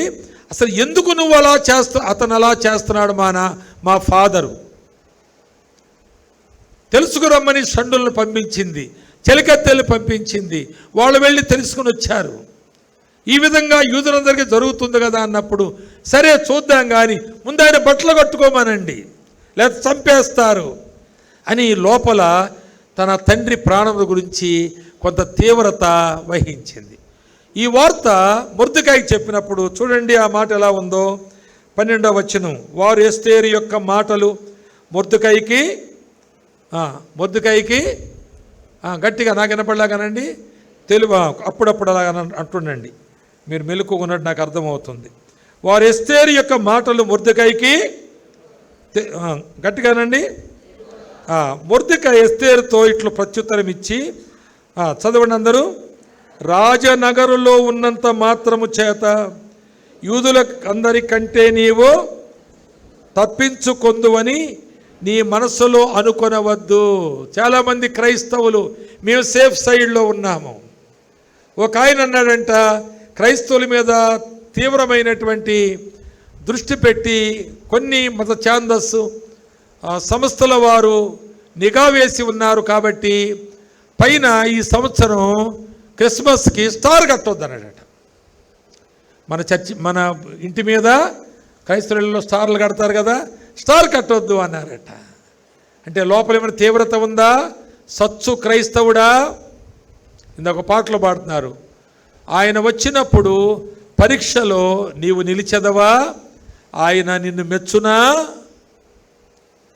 ఆ పరీక్షలో మనం నిలుస్తామా? ఆయన మనల్ని మెచ్చునా? స్టార్ కట్టడం ఎందుకు మానేశాడు? ప్రతి సంవత్సరం పోటాపోటీ కట్టేవాడు ఈ సంవత్సరం ఎందుకు మానేశాడు? క్రైస్తవుడని తెలియకుండా ఉండాలి. అతని మనసులో ఎంత సచ్చుబడిపోయి ఉన్నాడు. ఆదివారం రావడం లేదా, 1500 రూపాయలు గోల్డ్ ఎడ్జ్డ్ బైబిల్ తీసుకురావడం లేదా? 500 రూపాయల నోటు 5,000 రూపాయలు చందా వేయడం లేదా? పాస్టర్ గారు వెళితే ఇంటి దగ్గర బ్రహ్మాండమైన భోజనాలు పెట్టడం లేదా? ఇలాంటి కార్యక్రమాలకు ప్రత్యేకమైన చందాలు ఇవ్వడం లేదా? కానీ స్టార్ కట్టొద్దు, నేను క్రైస్తవుడని మాత్రం తెలియొద్దు. ఇలాంటి సచ్చు జీవితాలు. మరొక ఆయన విపరీతంగా కాకినాడ దగ్గర అన్నాడట, ఒరే ఆ వరండాలో ఉన్న క్యాలెండర్ తీసేసి వంటగదిలో వేసేయండి అన్నాడట. వరండాలో ఉన్న క్యాలెండర్ మనం క్రైస్తవులని తెలియచేస్తుంది, బైబిల్ క్యాలెండర్ కాబట్టి తీసుకెళ్ళి వంటగదిలో పెట్టేయండి దాన్ని. వాళ్ళు ఒకళ్ళు పరీక్షించడానికి వస్తే హాలు వరకు వస్తారు, వంటగది వరకు వెళ్ళరు కదా.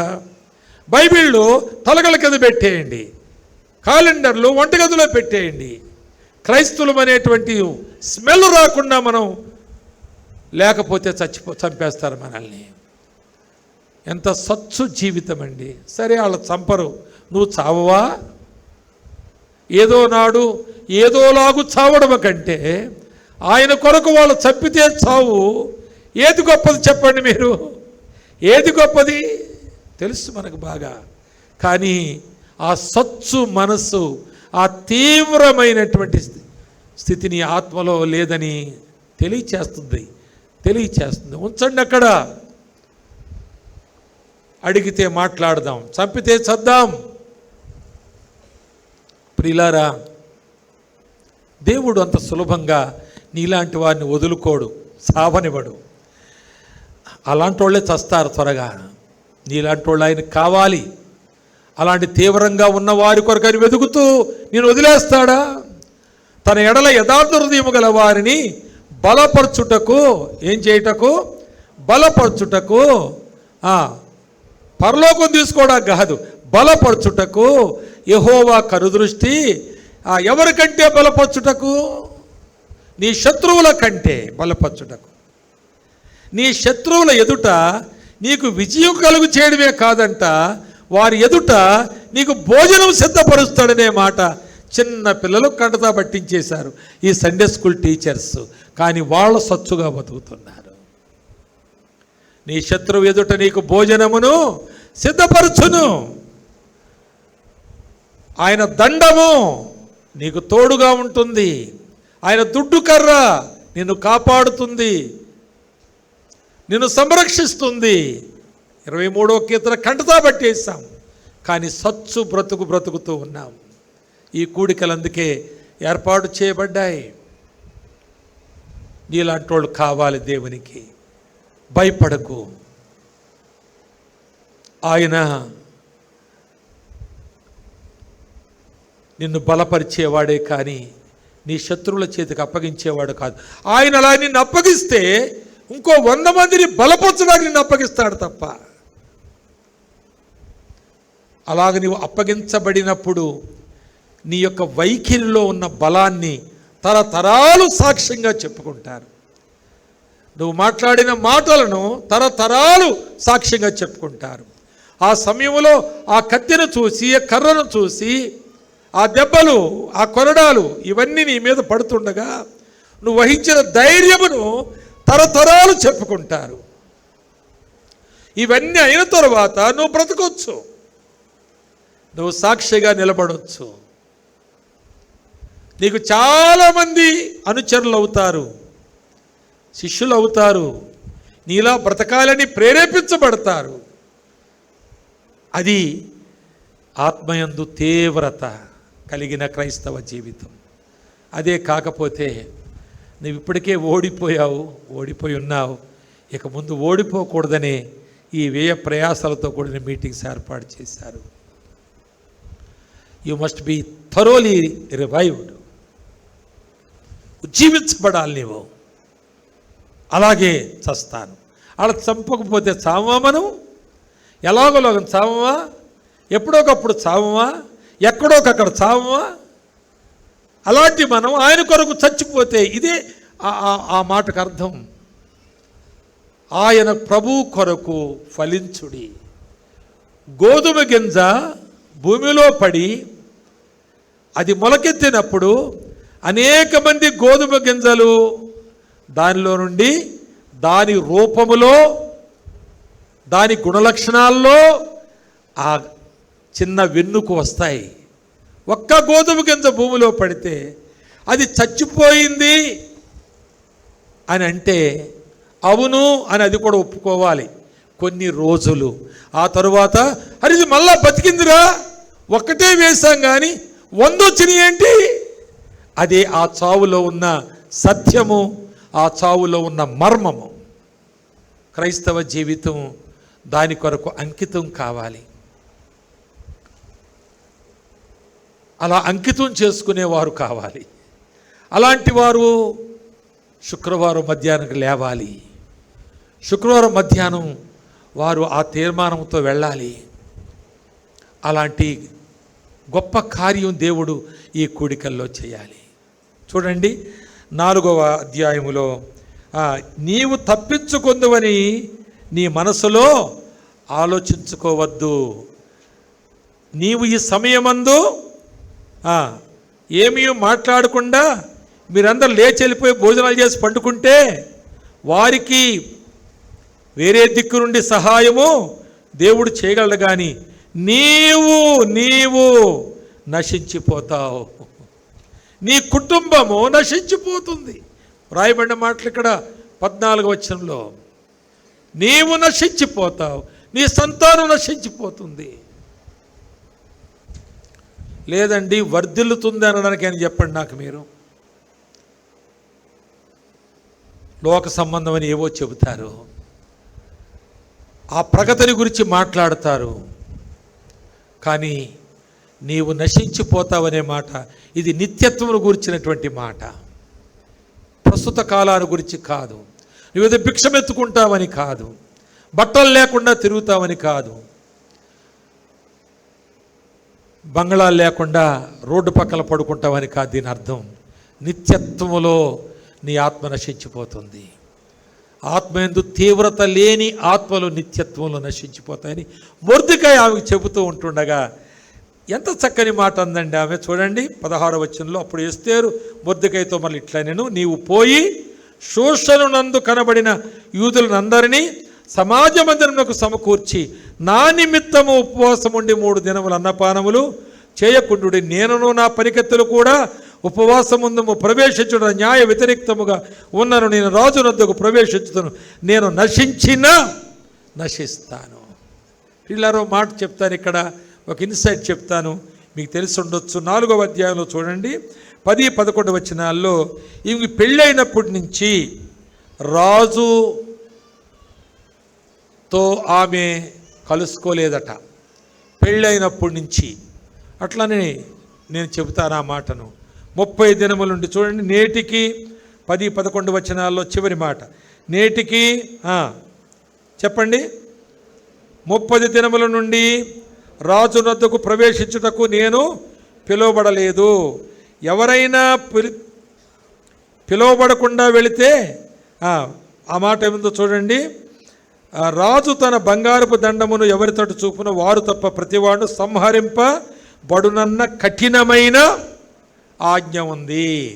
కనుక ఇప్పుడు నేను ఇంతవరకు పెళ్ళయ్యాక రాజుకు పెళ్ళయ్యి నేను రాణినయ్యి రాజ్యమంతటికి బహుమానాలు పంచి నన్ను అంతఃపురములో పెట్టి పంచపరిమాణాలతో పోషిస్తూ సుగంధ ద్రవ్యాలతో నన్ను అలంకరిస్తూ లేక మరి ప్రోక్షిస్తూ నన్ను ఉయ్యాలూపుతూ ఎంతో హాయిగా ఇక్కడ బట్టలు ఉతకక్కర్లేదు, గిన్నెలు తోమక్కర్లేదు, వాకలు తొడవక్కర్లేదు, హాయిగా ఉన్నాను, అంతే చాలు అని ఆమె ఒక రాణిగా అనుకోలేదు. పోతే పోయారు, నాకెందుకు, ఈ భాగ్యం మళ్ళీ దొరుకుద్దా నాకు, నేను ఇప్పటి వరకు ఉన్న హాయి అయిన ఈ జీవితాన్ని నేను రాజు ముందుకు వెళితే ఆ బంగారు దండం చూపించకపోతే, అంటే కర్ర చూపించకపోతే చంపి పడేస్తారు, నా బతుకేమైనట్టు. ఈ అనాథకు ఈ భాగ్యం దొరికిందనే షోకు 30 రోజుల్లోనే అయిపోవాలా, 4 రోజులకి అంతమైపోవాలా?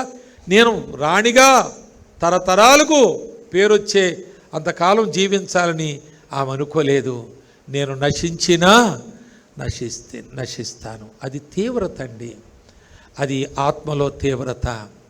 ఇప్పుడు నేను చెప్పే ఇన్సైట్ ఏంటంటే, పెళ్ళయ్యాక రాజు దగ్గరికి ఆయన పిలవకపోయినా నశిస్తే నశించాను, ఎంతకాలం ఇలాగ ఉండను, పెళ్ళయి పురుషుడు లేకుండా రాజు పొందు లేకుండా నశిస్తే నశించానని శరీర సంబంధమైన ఆ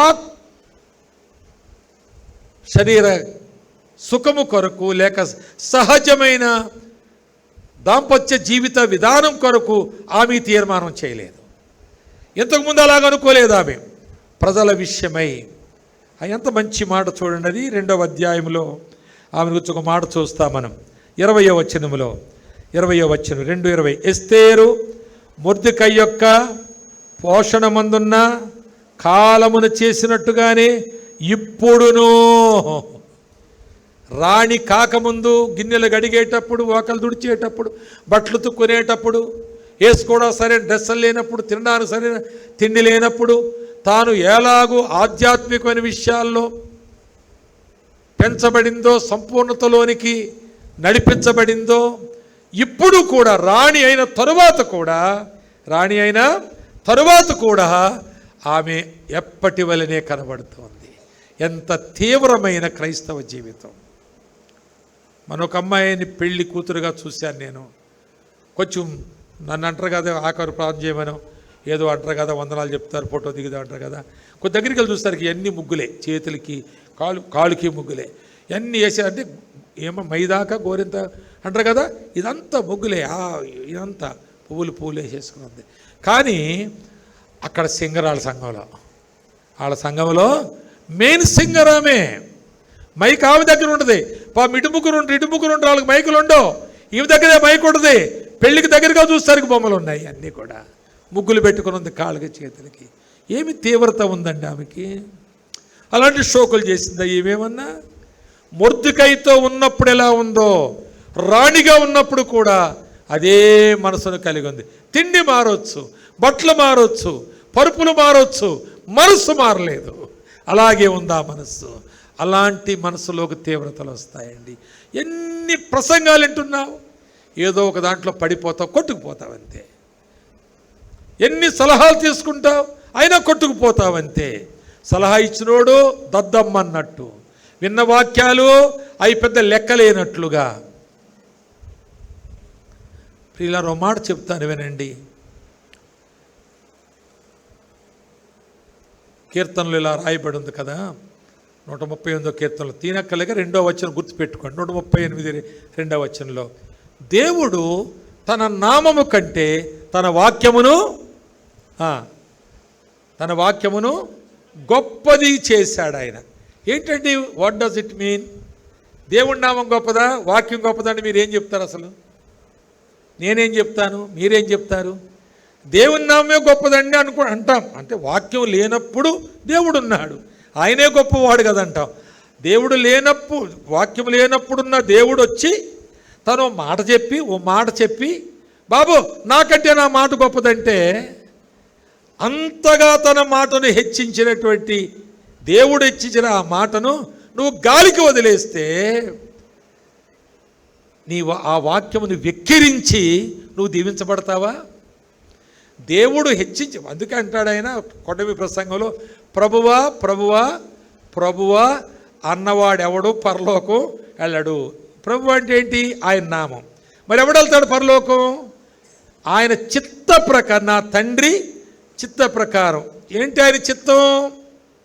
the word of God is also the will of God. Also అనకూడదు అసలు, దానికి నాకు ఇంగ్లీష్ సరిగ్గా రాకన్నాను కానీ, the word of God is the will of God అంతే. ఆల్సో అనడానికి వీలు లేదు. కనుక నువ్వు దేవుని వాక్యాన్ని విని దేవుని సేవకుల సలహా తీసుకుని వద్దంటే ఆగక, చేయమంటే చేయక ఉంటే నీవు దేవుని వాక్యాన్ని వెక్కిరిస్తున్నట్టో కాదా? దేవుడు ఘనపరిచిన వాక్యాన్ని వెక్కిరిస్తూ ఆ దేవుని చేత ప్రభువా ప్రభువా ప్రభువా ప్రభు అంటే దీవించబడతావా? కనుక ఆమె ఆత్మయందు తీవ్రత కలిగి, తన శరీరములో తీవ్రత లేదు, తనకి ఆత్మలో తీవ్రత ఉంది. శరీరంలో తీవ్రత ఉంటే రాజుని ఎప్పుడు కాల్చుకుందినా ఎట్లా అండి, ఇదేం పద్ధతి అండి, అలాగేంటండి, ఇలాగేంటండి అని కొన్ని రికమెండేషన్స్ తన దగ్గర చాలామంది అసిస్టెంట్స్ ఉంటారు. రాణి అంతఃపురంలో ఈ రోజున ఒకవేళ రాష్ట్రపతి భవన్ అందులో 150 గదులే ఉంటాయట. ఆ ఉండే రాష్ట్రపతి ఒకడే. ఎందుకు ఇవనంటే ఇవన్నీ ఆఫీసులు, ఇవన్నీ కూడా తన ఆఫీసు, ఎన్ని వందల మందిని పనిచేస్తారని తెలియదు. అలాగా ఆమె చుట్టూ చాలామంది పని వాళ్ళు ఉంటారు. ఎప్పుడు అలాంటి కబురు పెట్టలేదు, అలాంటి ఆలోచన చేయలేదు. ఇప్పుడు చేస్తుంది ఆలోచన. ఏం ఆలోచన? నా ప్రజలను బతికించుకోవాలాగానే సరే దాని కొరకు నేను ఏమైనా చేస్తాను, చచ్చినా చస్తాను. శరీర సంబంధమైన దాని కొరకు ఆ నెల రోజుల్లో ఒక్కసారి కూడా ఒక్క రిక్వెస్ట్ పంపించలేదు ఆమె. నీకేమన్నా చురకగా ఉందా? వెంట్రుకలు నిక్కబడుతున్నాయా లేచి? నేను అలా బ్రతకకపోతే ఎందుకు ఈ బ్రతుకు అనేటువంటి ఒక లోపల భావం పుట్టిందా? నిన్ను కలవర పెడుతుందా ఆ భావం? అలాగే కాకపోతే ఈ మీటింగ్స్ ఇంత ఖర్చుకు, ఇంత కష్టానికి నువ్వు జవాబుదారి అవుతావు. ఇంకో చిన్న మాట చూపించి నేను ప్రార్థన చేస్తాను, ముగిస్తాను. ఆ మాట చూడండి, 8వ అధ్యాయంలో 8వ అధ్యాయం 16వ వచనం తర్వాత 17వ వచనం కూడా చదవండి ఎవరైనా నా ముందున్న వాళ్ళు.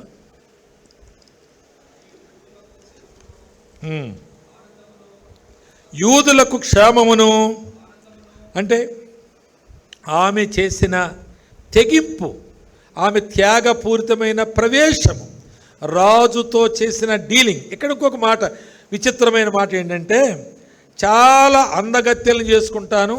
ఎవరికంటే అందగత్తెలు? వస్తీ కంటే అందగత్తెని చేసుకుంటానని అందాల పోటీలు పెడితే అందాల పోటీలో ఒక 100 మంది 150 మంది ఆయనకి నచ్చక పొండి అంటే పోయారు వాళ్ళందరూ. తర్వాత ఇప్పుడు ఎవరు వచ్చారు? ఎస్తేరు వచ్చింది. ఎస్తేరును చూచిన వెంటనే ఆమె ఆయనకు నచ్చెను అని ఉందా వాక్యంలో? ఉందా? ఏమనుంది మరి? ఆమె ఎడల రాజుకు దయ పుట్టెను. పుట్టంటే అతని హృదయములో పుట్టిందంటది. దయ అనే మాట దేవుడికి సంబంధించిన మాట, మనుషులకు సంబంధించిన మాట కాదు. అది ఆధ్యాత్మికమైన పదజాలములో ఒక మాట. అది రాజు దయ అనేది రాజుకేం ఉండదు. రాజుకు ఆజ్ఞలే ఉంటాయి, ఎప్పుడు కూడా శాసనాలే ఉంటాయి, చట్టాలే ఉంటాయి. కానీ ఆమె అందము చూసి పడిపోయాను అనుందా? ఆమె అందం చూసి మెచ్చనుందా? ఆమె అందం చూసి కావాలని రాజదండం చూపించాడనుందా? లేదు. ఆమె ఎడల రాజునకు దయ పుట్టెను. నిజానికి దేవుడు ఆమె అందాన్ని వాడుకున్నాడండి. చాలామంది వాళ్ళ అందం ఇంకోటి మోసం చేయడానికి, ఇంకొక అమ్మాయిని మోసం చేయడానికి వాడుకుంటున్నారు. వాళ్ళ స్టైల్స్, వాళ్ళ విధానాలు, వాళ్ళ కంటి చూపు, వాళ్ళ మాట విధానం, వాళ్ళ ముఖ వైఖరి, వాళ్ళ ఫోటోలు, వాళ్ళ స్టేటస్లు, వాళ్ళ డీపీలు అంటారా అవి, ఇవన్నీ ఎందుకు పెడుతున్నారు? రోజుకో రకంగా వాళ్ళ ఫోన్లు చూడండి, ఆ డీపీలు మారిపోతుంటాయి. రోజుకో రకం ఆ స్టేటస్లు మారిపోతుంటాయి. రోజుకో రకం. ఎందుకంటే ఎవరినో పడగొట్టడానికి, వల్ల వేసుకోవడానికి, ఏ అమ్మాయినో వల్ల వేసుకోవడానికి. ఈడెవడో మోటార్ సైకిల్లో పెట్టుకుని, ఆడెవడదో మోటార్ సైకిల్, అది ఈడు మోటార్ సైకిల్ పెట్టుకుని ఆ ఎవరి అద్దాలు ఈడు పెడతాడు, పెట్టేసి దిగేసి డీపీ పెట్టేసరికి అవతల ఆమె టొప్పమని పడిపోద్ది. అంతే. ఈ వేషాలు క్రైస్తవుల గురించి మాట్లాడుతున్నాను నేను, క్రైస్తవేతల గురించి మాట్లాడడం లేదు. ఏదో పెళ్ళికి రమ్మన్నారు నన్ను సిద్దిపేటలోనే. వెళితే నేను టైం అంటే టైంకి వెళ్ళాను. నేను ఎరగపోయి వెళితే అసలు ఎవడు లేడు అక్కడ. అయితే కొద్దిసేపు ఉన్నాక కొంతమంది వచ్చారు.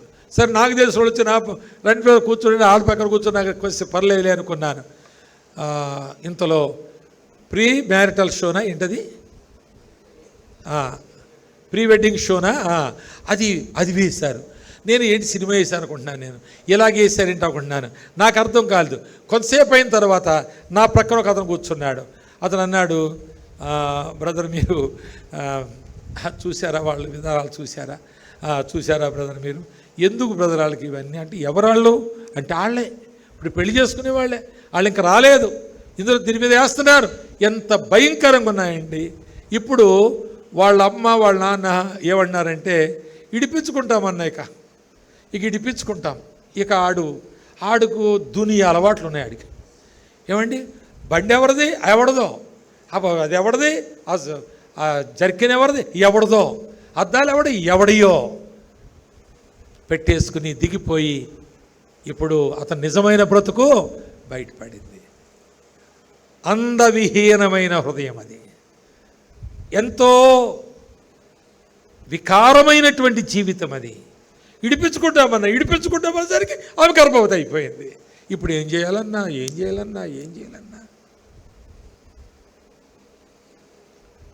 ఇలాంటి వ్యవహారాల్లో తీవ్రత కలిగి జీవిస్తూ ఉన్నారు, పట్టుదల కలిగి ఏది ఏమైనా సరే నేను అనుకున్నది సాధించాలని. కానీ ప్రభు బిడ్డలుగా ఇంతమందిలో ఈ 3 రోజుల్లో ఒకిద్దరు దొరికితే, మగోళ్ళలో ఒకడు ఆడోళ్ళలో ఒకడు దొరికితే శ్యామ్ సుందర్ గారు ఎగిరి గంతేస్తాడు. ఇక ఆయన ఈ ఆనందం ఇంత అంతా కాదు.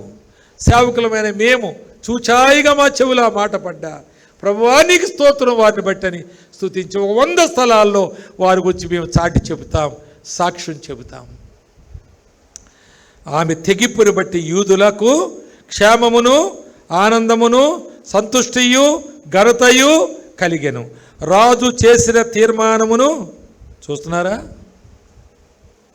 అతని చట్టమును వచ్చిన ప్రతి సంస్థానమందును ప్రతి పట్టణమందును యూదులకు ఆనందమును సంతోషమును కలిగెను. ఏంటా చట్టం? 15వ వచనం. మొర్దెకై ఓదా వర్ణమును తెలుపు వర్ణమును గల రాజవస్త్రమును బంగారు పెద్ద కిరీటమును అవిసెనారతో చేయబడిన దోమర వర్ణము గల వస్త్రములను ధరించుకుని వాడే రాజు సముఖము నుండి బయలుదేరను. అందు నిమిత్తము శోషణ పట్టడము ఆనందించి సంతోషించెను. యూదులకు క్షేమమును ఆనందమును సంతుష్టియు ఘనతయు కలిగెను. 17వ వచనంలో వారి ఆనందముతో సంతోషముతో అది శుభదినమని చదవండి, నేను మానేసిన మీరు చదవాలి. శుభదినమని విందు చేసుకొనిరి. మరియు దేశ జనులలో యూదుల ఎడల భయము కలిగెను గనుక అనేకులు యూదుల మతము అవలంబించిరి. అనేకులు 127 సంస్థానాల్లో ఉన్న కల్దీయులు యూదుల మతమును అనుసరించిరి. ఇప్పుడేం జరిగిందో తెలుసా? 127 సంస్థానాల్లో చెదిరి ఉన్న యూదులు అన్నాడే హామాను, ఇప్పుడు చెదిరి ఉన్న కల్దీయులు కనపడుతున్నారు. ఇప్పుడు వీరి సంఖ్య అధికమైంది. వీళ్ళు మెజారిటీ అయ్యారు, వీళ్ళు యూదులు, వాళ్ళు కల్దీయులు మైనారిటీ అయ్యారు. ఈ దేశంలో ఈ గ్రంథములో దేవుడు అనే అక్షరాలు లేవు, కానీ మన దేశం పేరు ఇవ్వబడింది. ఆ దేశములో వేరే దేశం నుంచి ఇద్దరు ఆత్మీయ తీవ్రత గలవారు ఇప్పుడు వచ్చే కొరకు మనం ఎదురు చూస్తున్నామేమో. అలాంటి వాళ్ళు వచ్చారు, మిషనరీస్. వాళ్ళ సమాధులు నేను చూశాను. గోవాలో ఒక చర్చిలో ఫ్లోరింగ్ అంతా సమాధులే. ఫ్లోరింగ్ సమాధులండి, అనగా ఒక రాళ్ళు, ఆ రాయి తీస్తూ సమాధి, ఒక శవము. అంటే ఎప్పుడో మరి అంత చాలా పెద్ద వెడల్పైన చర్చి, అది చాలా పురాతనమైంది, చాలా పెద్ద చర్చి. అందులో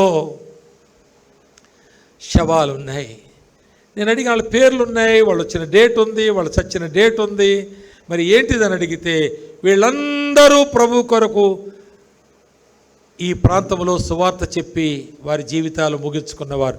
ఇందులో కొందరు హతసాక్షులు కూడా, అది కూడా రాశారు ఆ రాళ్ల మీద. ఇప్పుడు మనం ఇంకా వాళ్ళ కొరకు ఎదురు చూస్తున్నామా? ఆ సమాధులు లేచి మరలా మనకు ఆ ఎండిన ఎముకలు మనకు బోధించాలని చూస్తున్నామా? కాదు. ప్రభువు నీ కొరకు చూస్తుండగా నువ్వు సమాధుల్లో ఉన్న ఆ త్యాగమూర్తుల్ని, ఎస్తేరును నువ్వు చూడనక్కర్లేదు. ఎస్తేరు వలె నీవు ఆత్మలో తీవ్రత కలిగి నువ్వు పని చేయొచ్చు. మన దేశాన్ని, మన మైనారిటీ అని అంటున్న ఈ దేశాన్ని మనమందరము ఆత్మలో ఇక్కడున్నటువంటి వారము చాలండి దేశానికి. 127 రాష్ట్రాలకి 2 సరిపోతే మన దేశానికి మనం సరిపోమా? 42-43 రాష్ట్రాలకి మనం సరిపోమా? తీవ్రత ఉంటే మనం చాలు. మనలో అది వస్తే ఎవడు ఆపలేడు మనలను. మనం విజృంభిస్తాము. వాడి కత్తులు, వాడి కొరడాలు, వాడి చట్టాలు నిన్ను ఆపలేవు. నిన్ను ఆపలేవు అనే మాట సేవకుడుగా నేను పిడికిలి బిగించి అంటున్నట్లు కాదండి. ఇది దేవుడు నీతో అంటున్న మాట. నువ్వు తీసుకుంటే నీవు చరిత్రలో నిలబడిపోతావు. లేకపోతే ఒక స్వచ్ఛ క్రైస్తవ జీవితంతో నీ జీవితాన్ని ముగించుకుంటావు.